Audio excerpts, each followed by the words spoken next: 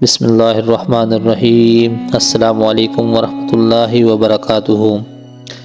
حدیث مبارکہ سے حضرت تمیم داری رضی اللہ تعالیٰ عنہ کی دجال سے ملاقات کا دلچسپ واقعہ۔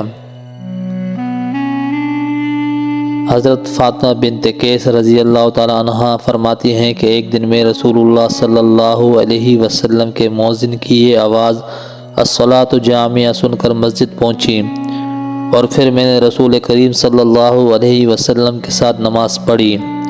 حضرت صلی اللہ علیہ وسلم نے نماز سے فارغ ہونے کے بعد ممبر پر تشریف فرما ہوئے۔ اس وقت آپ صلی اللہ علیہ وسلم کے لبوں پر مسکراہٹ کھل رہی تھی۔ آپ صلی اللہ علیہ وسلم نے فرمایا کہ جس شخص نے جہاں نماز پڑھی ہے وہیں بیٹھا رہے۔ پھر فرمایا کہ کیا تم لوگ جانتے ہو کہ میں نے تمہیں کیوں جمع کیا ہے؟ صحابہ رضی اللہ تعالیٰ عنہ اجمعین نے عرض کیا کہ اللہ اور اس کے رسول صلی اللہ علیہ وسلم ہی بہتر جانتے ہیں۔ آپ صلی اللہ علیہ وسلم نے فرمایا کہ خدا کی قسم میں نے تمہیں نہ کسی مرغوب چیز کے لیے جمع کیا ہے نہ کسی دہشت ناک چیز کے لیے، بلکہ میں تمہیں اس لیے جمع کیا ہے کہ تمیم داری جو ایک نصرانی شخص تھا آیا اور مسلمان ہوا، اور اس نے مجھے ایک ایسا واقعہ سنایا جو مسیح دجال کے بارے میں ان باتوں کے مطابق ہے جو میں تمہیں بتایا کرتا ہوں۔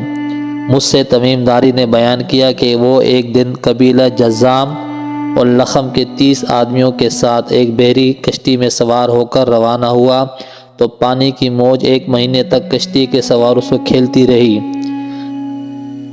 کشتی مسلسل 1 مہینے تک بحری موجوں میں گھری رہی اور اس کے سوار منزل مقصود تک نہ پہنچ سکے، یہاں تک کہ اس موج نے کشتی کو ایک دن غروب آفتاب کے وقت ایک جزیرہ کے قریب پہنچا دیا، اور سارے سوار ان چھوٹی کشتیوں میں جو بڑی کشتی کے ساتھ تھیں بیٹھ کر اس جزیرے میں پہنچ گئے۔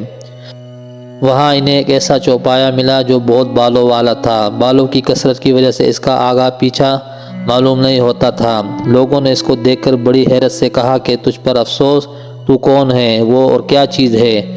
اس چوپائے نے جواب دیا کہ میں جاسوس اور خبر رساں ہوں، تم لوگ میرے ساتھ اس شخص کے پاس چلو جو دیر میں ہے، کیونکہ اسے تمہاری خبریں سننے کا بہت شوق ہے۔ تمیم داری رضی اللہ عنہ نے بیان کیا کہ جب اس چوپائے نے ہم سے ایک شخص کا ذکر کیا تو ہمیں بڑا ڈر لگا کہ وہ شخص کہیں انسان کی شکل و صورت میں شیطان نہ ہو۔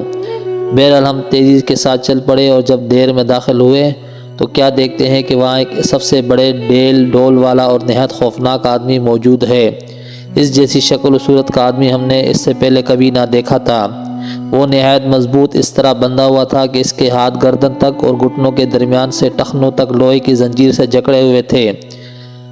ہم نے کہا کہ تجھ پر افسوس ہے کہ تو کون ہے اور کیا ہے؟ اس نے جواب دیا کہ جب تم نے مجھ کو پا لیا اور معلوم کر ہی لیا ہے تو میں تم سے اپنے بارے میں کچھ نہیں چھپاؤں گا، لیکن پہلے مجھے اپنے بارے میں بتاؤ کہ تم کون ہو۔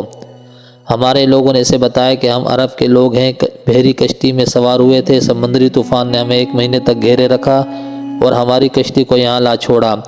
ہم اس جزیرے پر اتر گئے، یہاں ہمیں ایک بالوں والا چوپایا ملا اور اس نے کہا کہ میں جاسوس ہوں، تم لوگ اس شخص کے پاس جاؤ جو دیر میں موجود ہے۔ چنانچہ ہم بڑی تیزی سے تمہارے پاس چلے آئے۔ اس نے کہا اچھا مجھے یہ بتاؤ کہ بیسان میں کھجوروں کے جو درخت ہیں ان پر پھل آتے ہیں یا نہیں؟ ہم نے کہا ہاں پھل آتے ہیں۔ اس نے کہا کہ جان لو جلد ہی وہ زمانہ آنے والا ہے جب بیسان کے کھجور کے درختوں پر پھل نہیں آئیں گے۔